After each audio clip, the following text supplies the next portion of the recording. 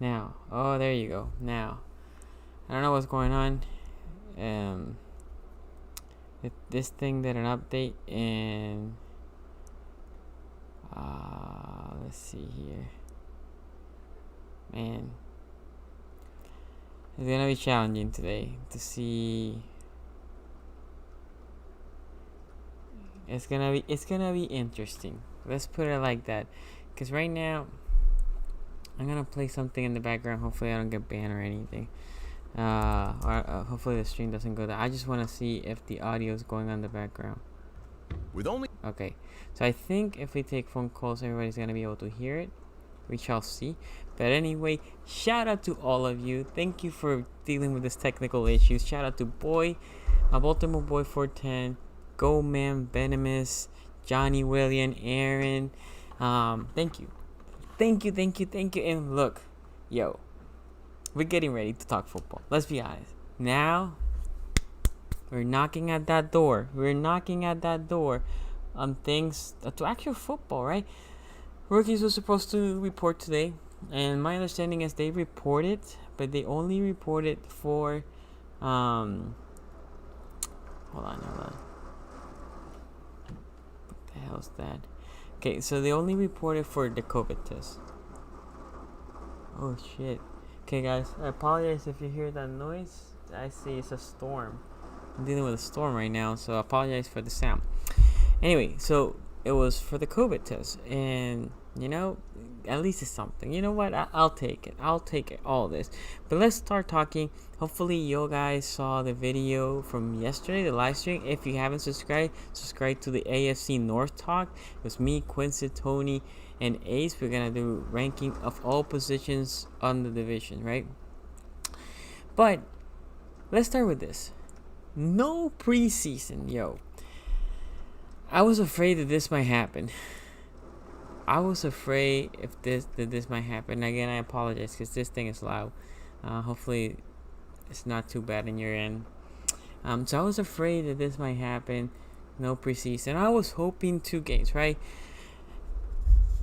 I was hoping 2 games because look, the rookies, man, the rookies needed this. People on the bubble, those guys that that's how Patrick Ricard got to play. That's how the dude that we just lost to the Vikings, Pierce got a play, right? Gus Edwards got a position like that. So no preseason for me was a surprise. I thought maybe 2. I thought maybe cancel the first, cancel the last, the 2. And in the case of the Baltimore Ravens, I thought, well, maybe the Dallas game doesn't make sense. Maybe they can reschedule all the games and just be regional. For example, the Ravens can play the Redskins and the Eagles. The Eagles might be able to play the Jets and the Ravens, right? Redskins will play the Ravens and maybe the Jets, stuff like that, right? More regional, not a lot of travel, none of that crazy stuff, and concentrate because those undrafted free agents is huge for them. That's their time to shine. And look, we have found gems, right? Patrick Owasso, Chris Bohr, the ones that I already mentioned, Daniel Ellerbe way back. So it is important, and I enjoy the preseason. Now I tried to watch 4 quarters of it because the show, but it is hard. I got it, but at least the first 3 quarters I like to see the people, because at all the way to 3 quarters you have the people that are gonna be starters or didn't play, but then the bubble guys, and then at the tail at the end of the game there's just people that they ain't gonna play.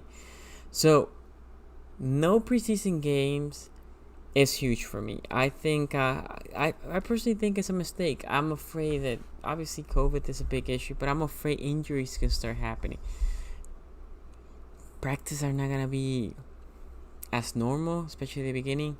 And then if you think about not having the preseason game, which is your live contact with opposing team, these guys get tired hitting their own teammates, right? So with an opposing team, it is problematic in my opinion. I think I'm sure I understand why they did it. I understand the concern, but the underlying, I think it could also harm the players. Look, the reality is, I mean, this is the life that we all are living right now, right? I have to go to work. I wake up at 5 something in the morning to go to work, and we all get exposed to some sort of environmental germs, and we're gonna see players getting sick. I figure, this is just an opinion, I figure you do it early, the players are gonna get sick, hopefully because they're athletes, they can bounce fairly quick out of it. I think that's what we have seen from most athletes in other sports. And if it happens early enough in the season or in training camp, then once we are in the season, it happens less. That will be my hope, right? That is my hope. But yeah, no preseason game, I think, is a hard pill to swallow. I think it could be detrimental for the teams. I do think so. Again, I understand why they did it. This is not me saying like, oh my god, they should have. No, I get it. But still, I think for the players, it could be hard. I will say at the beginning of the year, you're gonna see more pull hammies than usual. More like soft tissue, maybe injuries. This is not me wishing all this on players. I think it might happen. Okay, let me see some of the comments here. I'm scared there might not be a season, Johnny. I'm scared about that too, but there's a lot of money in the line for both players and owners. I think they're gonna make all the effort. Look, the reality is baseball starts this week. NBA starts in a couple weeks. Next week. My Wizards are gonna be trash. So, but anyway, next week. And NASCAR's been doing their thing, but NASCAR's quasi self-isolated. Now, interesting for NASCAR. Now, I'm not a NASCAR watcher, so if you are, shout out to you guys. I'm not. I can't watch NASCAR or golf. But they have fans. They had an event with 20-something thousand fans, so that was surprising. But so all that is good for football because they're watching what works and what doesn't, right? So baseball and basketball. Baseball is good because baseball's actually gonna do travel. In the case of basketball, is doing a bubble, which NFL can do a bubble, but basketball is a contact sport like the NFL, right? So it's very interesting how they're gonna how the other leagues are gonna adjust, and the NFL is gonna take for that. I've been watching the Premier League. I've been trying to get more into the soccer internationally, and they seem fine. There are no fans. So far, the Ravens have 14,000. We'll see. Hopefully, for I'm sure I'm not gonna be able to go to a game because I think it's gonna be this season. The PSL owners, they're gonna be able to buy the tickets, but there's something, right? There is definitely something there. Okay. This hurts rookies and undrafted free agents big time. I agree with that. That is the main thing. By the way, there's massive lightning. If for some reason the stream goes down, just assume I lost power. No. If there is private school, high school football, there will be NFL football. Yeah, I think so. Jose Garcia, shout out to you, man. Let's go Ravens always. I think Breland is a good pickup. I think Breland is TE3 or Scarf. Those are my two. I don't think it's going to be Eli Wolf. I think those two are my TE3. Garnett, I haven't seen you in a minute, brother. Duvernay or Snead. I think Snead starts taking the starting role. And again, this is something that the Ravens do. If you're going to check Pro Football Reference at the end of the year, Snead will have like 11 starter, 12, 16. Effectively, I think Duvernay, as the season progresses, he will take more of the snaps. I think so. I think he's more dynamic. I think Snead will be better than Duvernay in that 3rd and 6. Because Snead has a knack to finding the hole on the soft zone, right? And on a 3rd and 6, they're gonna try to zone you out because they're gonna be afraid of the run. So they figure, with the zone we can react on the run.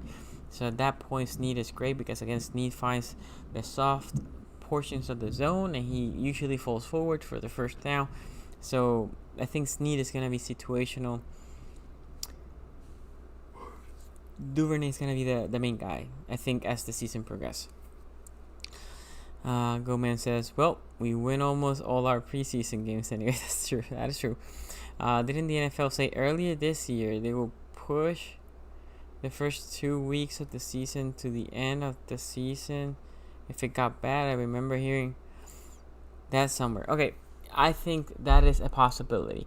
And again, I think that will be beneficial to having a long time for training camp, a long period for practice, and if there's infections and all that it goes through that, and hopefully doesn't affect games. Team GGG, shout out to you, man. Thank you for the donation. There is your little GIF. I need to make another GIF that is not a zombie, but anyway, thank you for that. I appreciate for the donation. Anyway, so what I think, so there's a couple of things, right? Let's underlay this. What should the NFL do? They're gonna do daily tests for the first 2 weeks. I'm fine with that. Every other day, as long as the infection rate is under 5%. Cool.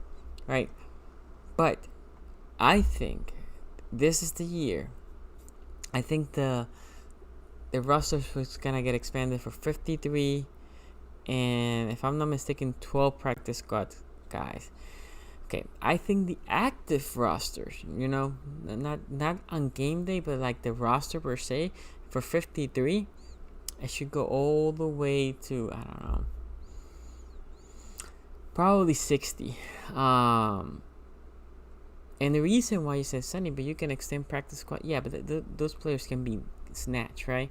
So basically, you're almost converting your entire practice squad as active roster. Those players will get a bump in salary.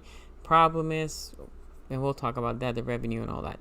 Okay, so from 53 to 60, and then add a 10-player practice squad, right? So effectively, you had 70 players versus 65. So that extra 5 players helps. But again, my main concern is the active roster. It should be expanded just because you don't want them to be snatched. Those players, you don't want them to be snatched. And at any given point, you might lose not only one, but a couple players because of COVID. It's not going to be for a week. It's going to be for 2 weeks because they're going to just quarantine them, right? So this is why I think it should be expanded.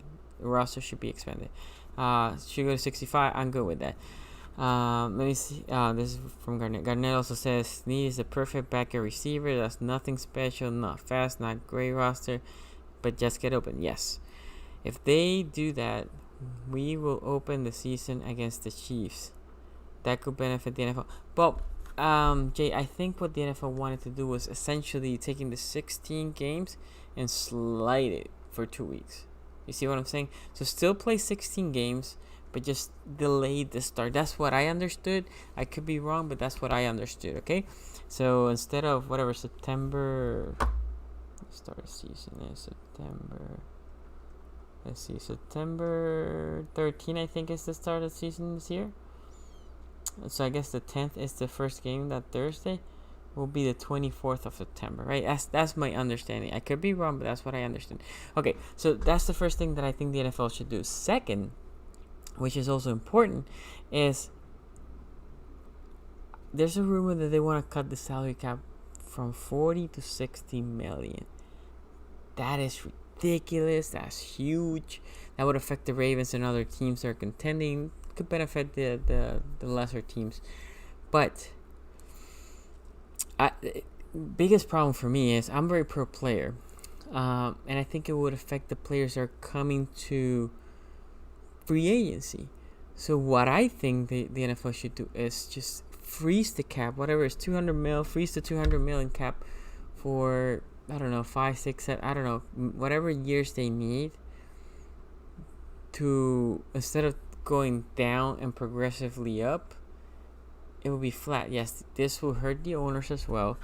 But I wish I have a graph here for you guys. What's gonna happen is instead of the owners, the revenue will go down, and the cap, instead of the cap go down steeply and then slowly go up, you flatten it right? So the owners still will be in the red, but at some point, what you want is they're gonna be in the green. While this is still flat, it just averages out. I think it will be better for the players. Okay. There's here. So the Super Bowl will be everything will be delayed 2 weeks. It's my understanding. It could be wrong, but that's my understanding. Okay. So Garnett says owner need to come out of their pockets to take care of the players. If you ask me, those are the ones who's making all the money and revenue for the organization, the NFL. I thought about the same thing. Thomas Morgan, what up, man? Shout out to you. Thank you for joining the live stream. Okay. So the NFL came out with this list of biggest projecting the most improved player for each AFC team in 2020. Let's talk about our division. In our division, AJ Green. Look, AJ Green, his leap is going to be because he hasn't played in a year and a half, and then we're going to talk about that later. He hasn't played in a year and a half. So if he is almost as good as the AJ Green in the past, leap is there. Let's be honest. Leap is there. Okay? OBJ. This is for me surprising. OBJ had a bad year. But it wasn't horrible.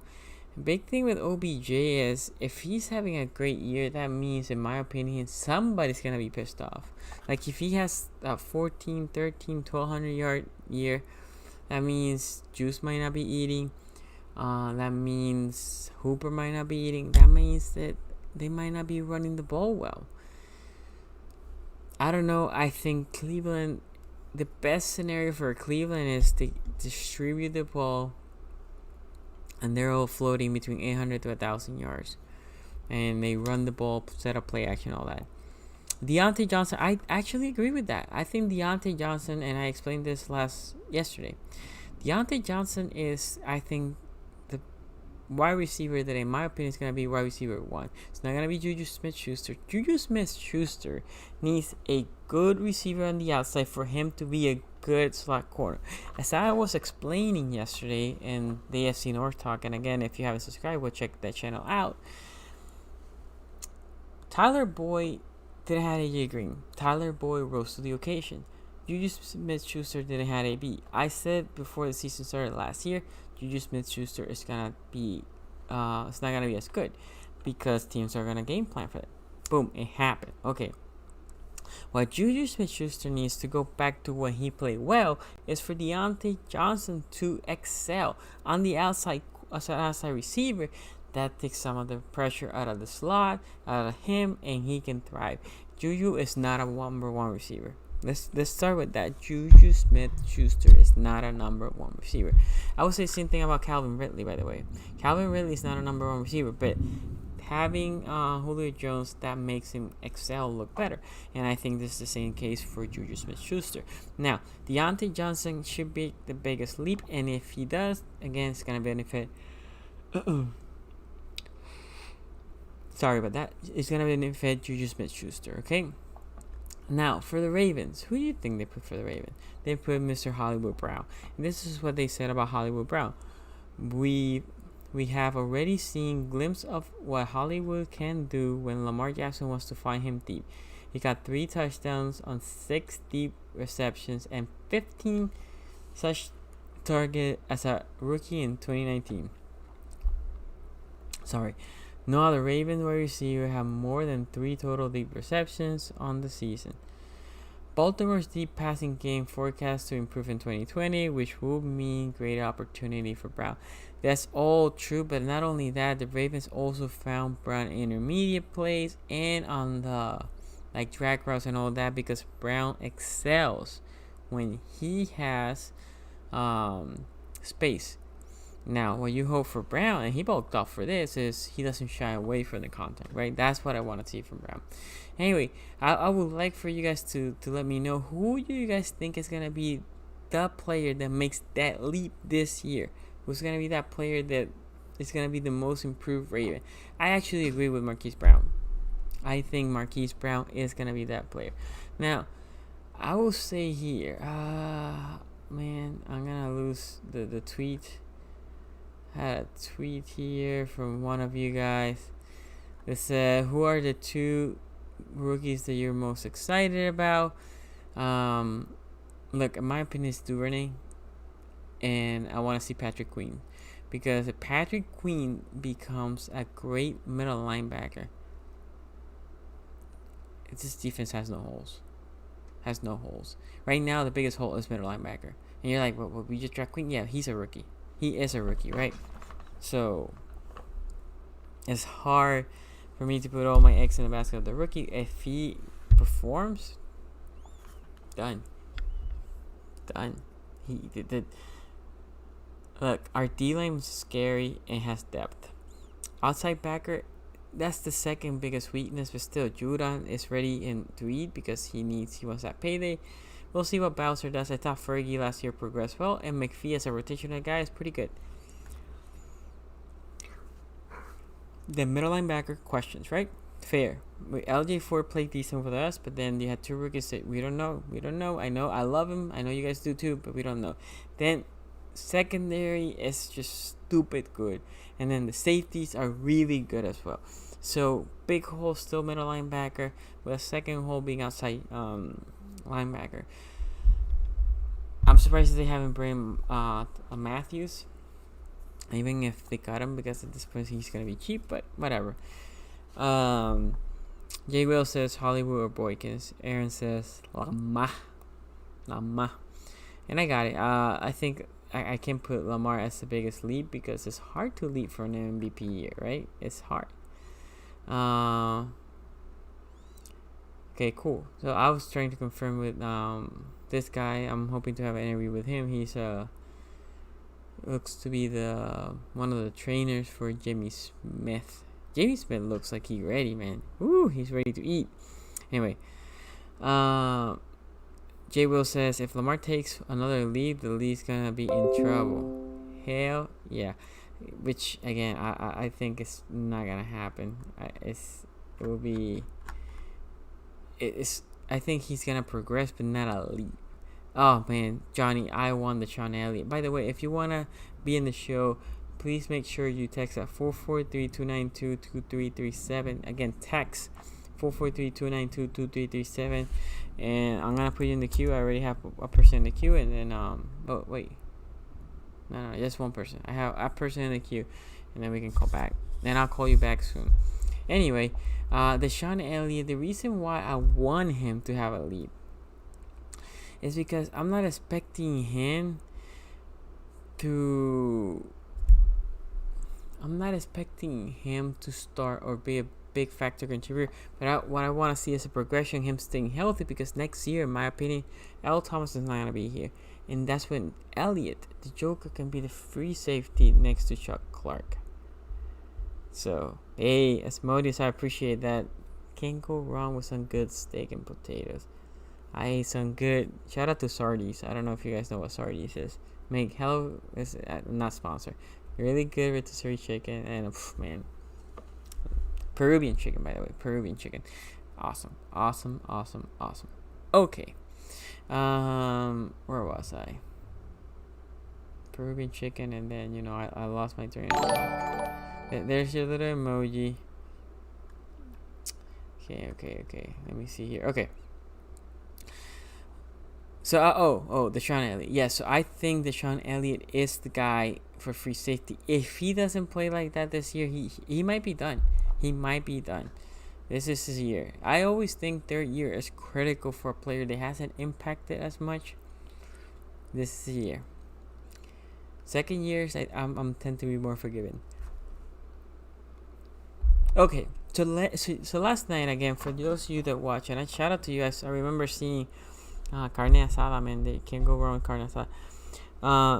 For those of you that were in the AFC North talk, we rank all the QBs, or the QB room for the division, and then we did it for the wide receiving core. Okay, and the average for us for the podcast, and again, this is a Steeler, a Raven, a Brown, and Bengal fan. We got Ravens for QB. Ravens 1. and actually voted exactly like this, by the way. Ravens 1, Browns 2, Pittsburgh 3, and Bengals 4th. Now, I did say that the Bengals, I can see the Bengals overlasting the Steelers. So, I'm very afraid that Big Ben is not going to bounce back, as my guy Tony says, because he's 38 years old. He's also a guy that hasn't been taking care of his body till now. As quarterbacks get older, they fall off the cliff. Guy coming from an injury. I mean, I have a lot of things that I don't like. I didn't put it above the rookie, but I did say by the end of the year he will be above the rookie. That being said, then we talk about wide receivers. And you guys, if you want, you can rank here. And if you're watching the replay, please rank below QB room. Who is your 1 to 4? Now, receiving wise, now again, guys, I ranked it this way too. I went Ravens 4th. And yeah, I know. Steelers 3rd. Bengals 2nd, and Browns 1. Now, my justification, again, you can go back to what you saw for yesterday, is when you see the Ravens, I love right now the players we have, but they're all on potential, right? Duvernay, God, you guys know I like Duvernay a lot, but he hasn't catched the ball yet. Prochet, I like a lot, he hasn't catched the ball yet. Snead is a guy that is good as your 4th, 5th, as a situational guy. You have Hollywood Brown that I think will step out, and Boykins that really from last year to this year, you were hoping to have a leap, but last year he wasn't. He showed small flashes here and there, right? The Steelers and Juju Smith-Schuster have a more proven receiver. Deonte Johnson had essentially similar year than Hollywood Brown, and so this is no tight end. This is not counting tight end, right? I did say that when the year ends, I think the Ravens will overtake. I thought some of them were saying, well, the Ravens are 4th by a mile. I said no. I think the Ravens and Steelers are close in wide receiving room. I do think the Bengals have the deepest, and there's separation between us, the Ravens, and the Steelers, and the Bengals and the Browns. I rank the Browns 1 because the 1 and 2 receivers in the division are, in my opinion, OBJ and Landry, and then actually Tyler Boyd. Not AJ Green hasn't played in a year and a half, so I'm not here giving trophy for historical, right? Because AJ Green is a beast, but we haven't seen him in a year and a half. It might take him a minute before he can be, ready for the season or to play on a normal pace. So I think I still sustain that. I think the Ravens are 4th. Again, this is without tight ends. I think the Ravens have a lot of talent, a lot of young guys. They're ready, eager, fast, speed. I'm hoping look, I need Boykins more than Duvernay, more than Prochet, other than Hollywood. I need Boykins to step up. Why? Because the reality is that most of the other ones are fairly short in stature. And Boykins is that tall receiver. So if he can step up, now you have him being fast and stepping up, and the other one's just being fast and elusive. That would be a great combination. That's the guy you want. Okay, so Asmodeus, sorry, yeah, it is Jose. So Don Dimelo, what up, man? Haven't seen you in a minute. Yes, please hit that like, guys.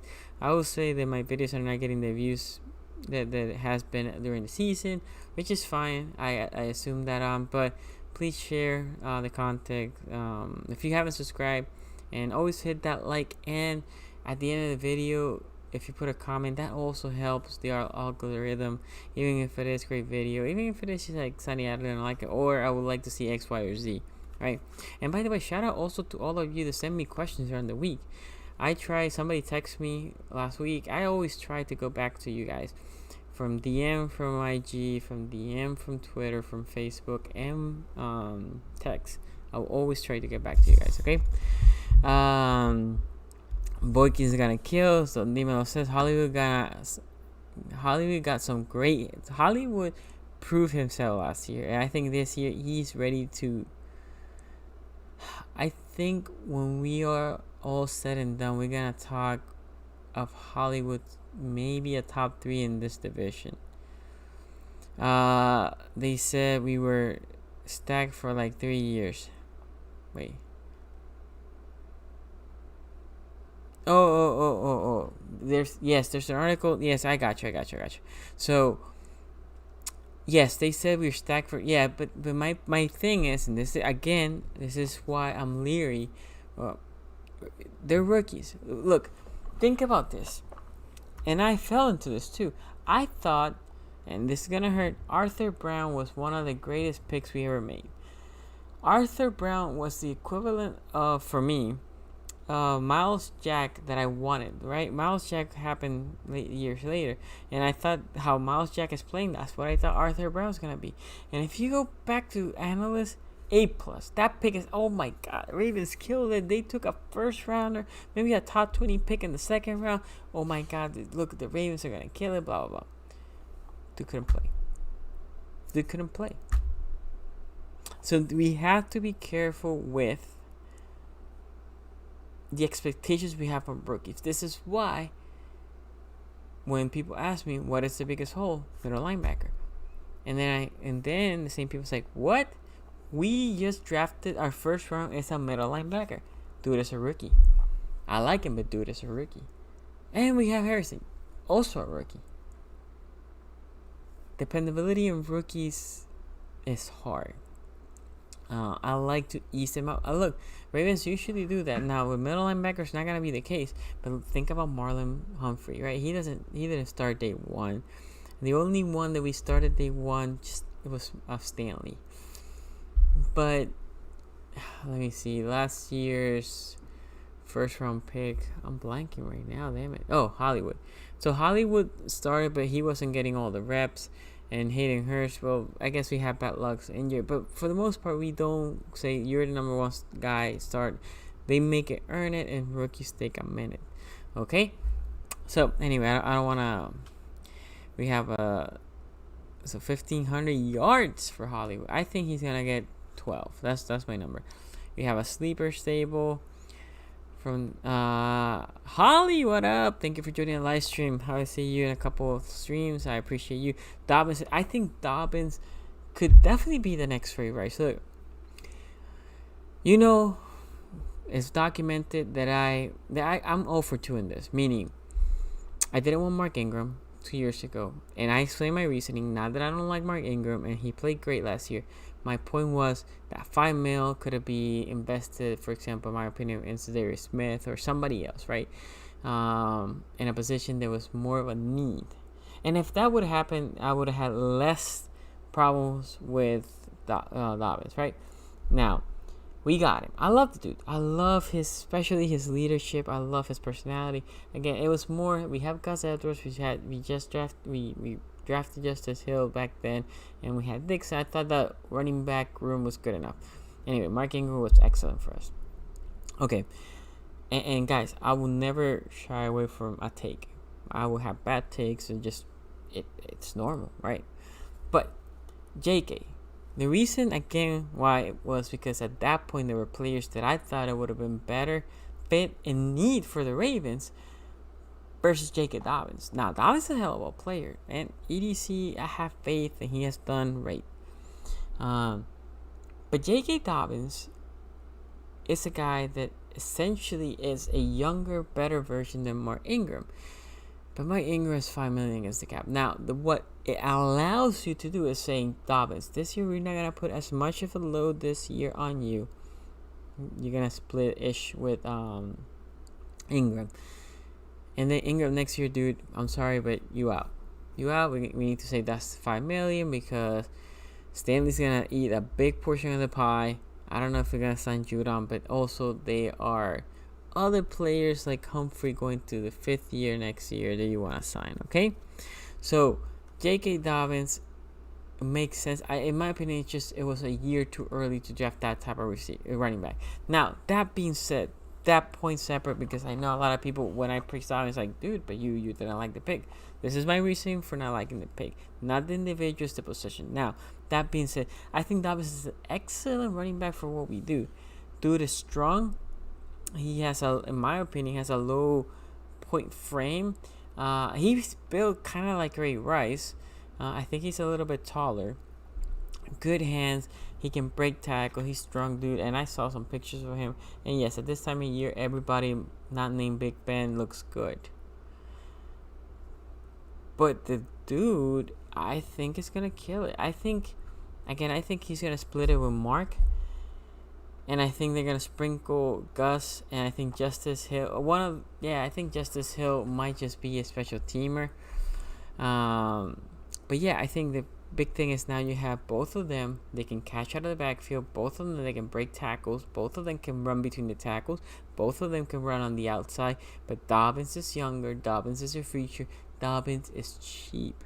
So next year, $5 million out of the books. Boom. You get Dobbins, which probably is gonna be like $1 million, right, or $2 million. You get that $5 million savings. So, let me see here. Yeah. Anyway, that was the question. Big Ben looks like a cab driver from the. Okay, my guys. I don't know how many calls that we can take. I already have one person in the queue, but if you want to be in the show, please text at 443-292-2337. Also, by the way, shout out to that Joker. Thank you for joining the live stream. Again, it's 443-292-2337 to join the show. Hold on here. Why are you acting dumb? Oh, man.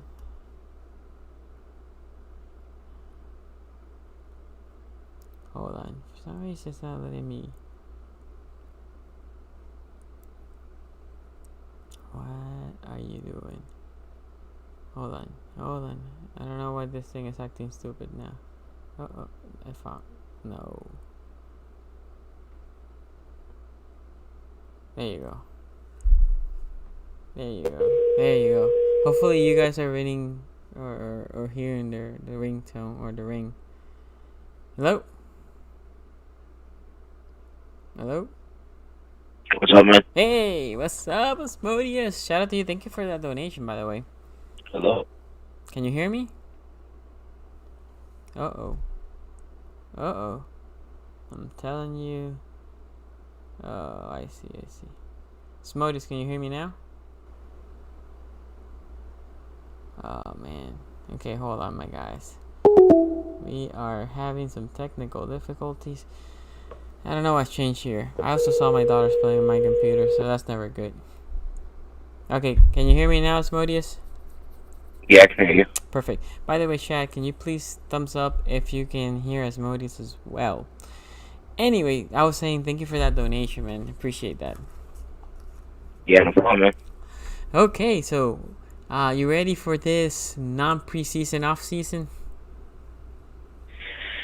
Am I ready for it? No. I honestly wouldn't mind some preseason, but I mean, if you gotta miss it, then you gotta miss it.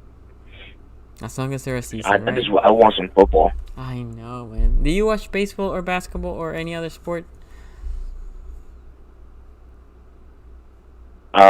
Back in the day, I used to watch boxing and UFC, but not so much anymore. Love boxing. I grew up watching boxing, by the way. I grew up watching more boxing than football, basketball, and baseball. Well, not baseball, but I was big in Puerto Rico.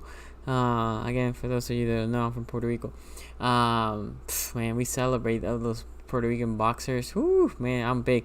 UFC, I watched it, but I'm not gonna say that I knew the fighters. I just like to watch a good UFC fight. Hey, but yeah, I mean, I used to watch like way back in the day. So I mean, like this is dating myself, but I mean, I don't know how many cats in the chat know about Pride. Pride from Japan. Yeah, I don't mixed know. martial arts. That's why I used to watch like that. And then UFC, like UFC 1, 3. You know, when they were the first digits. When the dudes was calling and like came in cockfighting. That's when I was watching it, like horse racing on that. I started watching with Silva, the guy from Brazil. That was. Yeah, so Anderson Silva actually, I want to say he came into the scene either about 5 or 8 years after I started watching it. Okay. So it was a bit long. It was a good long while. Yeah, and the other thing I watch repeats of in Fox Sports 1 is what I usually, or whatever the channel I used to give them. I thought it was good, but boxing was my main, and boxing has died. It's is sad. What has happened to boxing. But anyway, yeah, so I'm very interesting because baseball and basketball start, so we want to see what happens to those leagues as they're playing. Neither of them with fans, but if they can pull it off, the NFL definitely is going to be able to pull it up. I just got that one game I really want to watch live because my best friend's a Dallas Cowboys fan. Okay. So I want to go there with him so that we whoop his ass and his team, and then I get to gloat about it. So you're gonna try to buy the tickets for that game? Yeah, if they sell it, it's probably gonna be a pretty penny. I would imagine if it's only like 14,000 fans, the tickets probably gonna be like $350, something like that. So I think the tickets are gonna be same price, is my opinion, but they're gonna go quick, and the secondary market is gonna be ridiculous. Too expensive. So we'll see what happens. Now you give me ideas. I want to buy a ticket for each game. So I was gonna say, I think what I heard was they're gonna give them first dibs to the season ticket owners. So, that makes sense. So I think after them, they're not gonna be any tickets, but you're gonna see the resale market, and that's where it's gonna be expensive. But yeah, man, that is sad because this year we had so many good games in M&T Bank Stadium, right? So many primetime games in M&T Bank Stadium, and I mean, as long as I can watch it on TV, I guess I'm cool with it. But, dude, come on, it's just damn, man. It would have been nice. Again, this is not me saying that they should open. I understand why they're not open. It's effing COVID. Ugh. Anyway, I know, right? I mean, this is like the season, you know. I feel like this is gonna be the season. This is gonna be the Ravens' year. I think so too. I think this is the year for them to go all the way. I mean, I think anything less than AFC Championship is a bad year. A loss in the Super Bowl will sting badly, but I will say that was a great year, right? And obviously Super Bowl will be just the ultimate year. But I think for me, tier-wise, how this Ravens team should go, if it is anything other than AFC Championship, it's a failure. If they lose in the AFC Championship, it was a average year to bad. If they go to Super Bowl, great year, and if they win it all, obviously that's what you want. That's my tier for the Ravens. High expectations. They have the team. They need to put it together. Lamar should play as good or better than last year. Hollywood should take a step up. I mean, this team is almost the same as last year with some improvements, I would argue. Yeah, I definitely agree. So then this is my question, though. Who in the NFC do you think will actually get in trouble in the Super Bowl? I think potentially, the Niners. The Niners, that was a tough, big fought game. I actually not as scared as the Saints, although they do have a lot of weapons, because their best trade is the wide receivers, and I think we do have the corners to play against them. I actually don't think anybody from the North, from the NFC North. From the West, I think Seattle might be a little bit better, but we saw what we did against them last year. I think we should be able to beat them. I mean, there's not that many teams, to be honest. I think New Orleans, I think,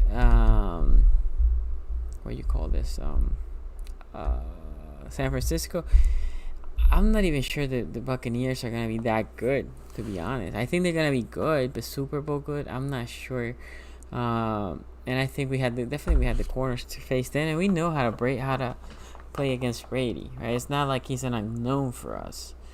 I feel like the Bucs are gonna do bad because of Brady. Because Brady be losing a lot in Tampa. Not Tampa. Miami. Yeah, he no, I got you.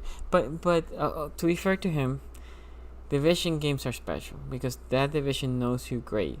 And then their defensive coordinator went to Miami, so it's a guy that knew how to practice against Brady, right?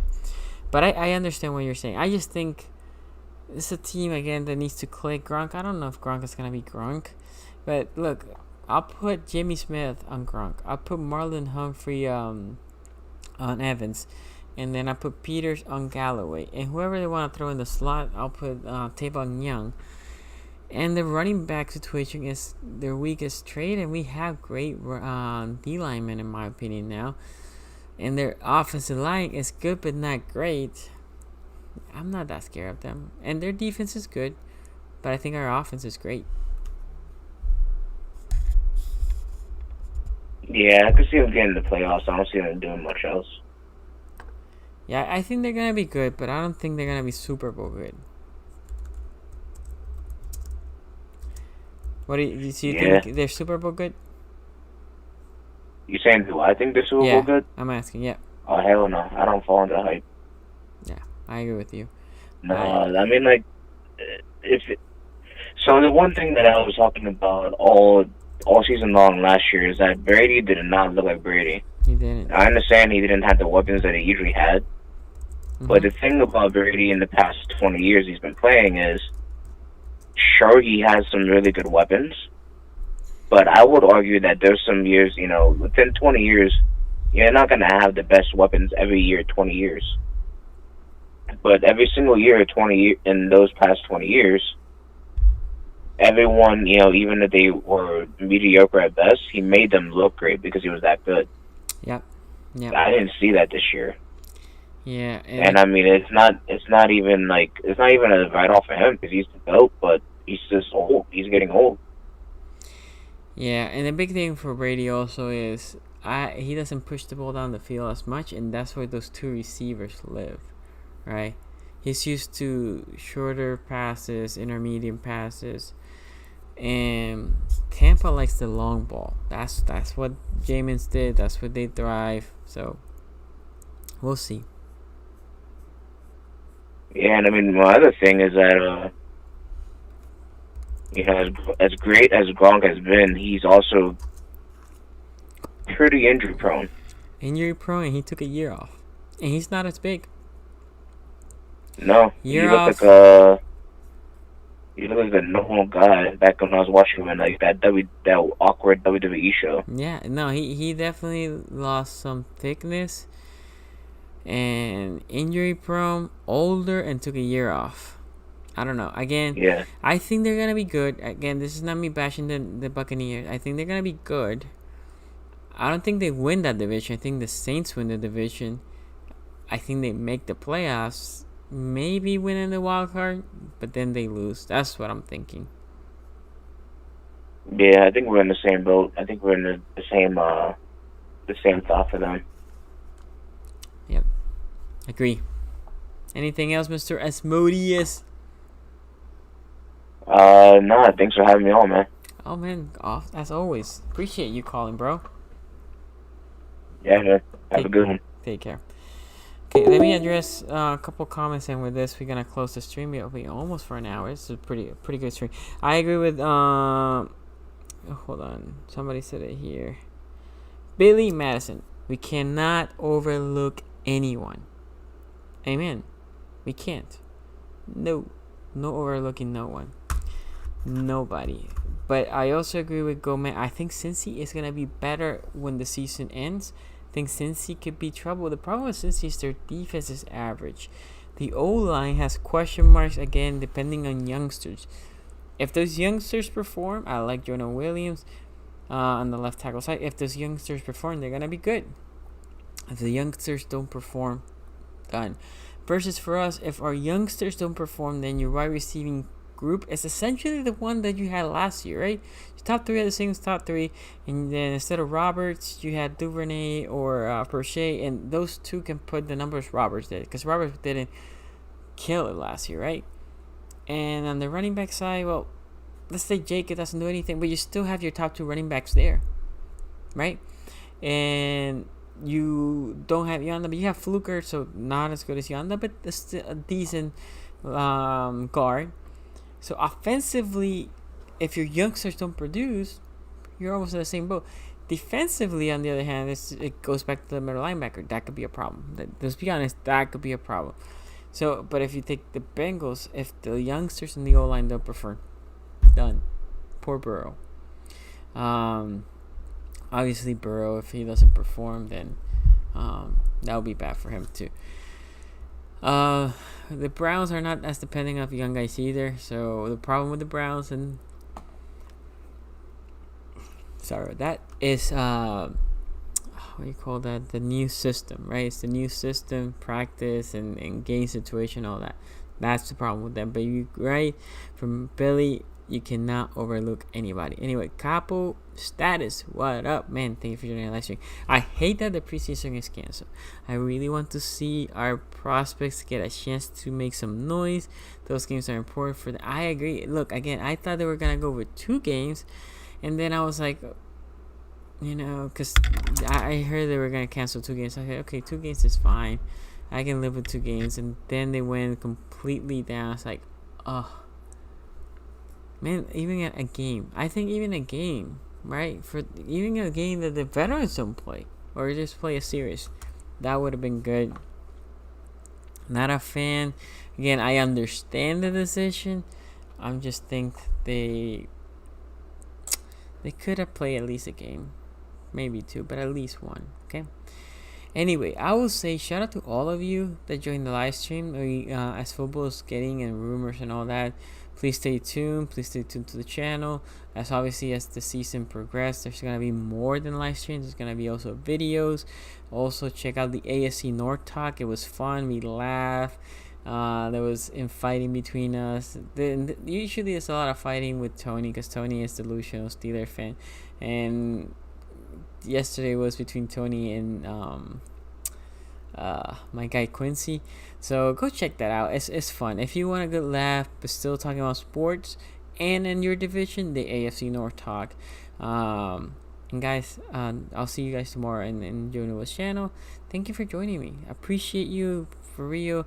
If you can do me a favor, hit that like, put some comments how you think about this video before you leave, and let me see. And yeah, share the content with other Ravens fans.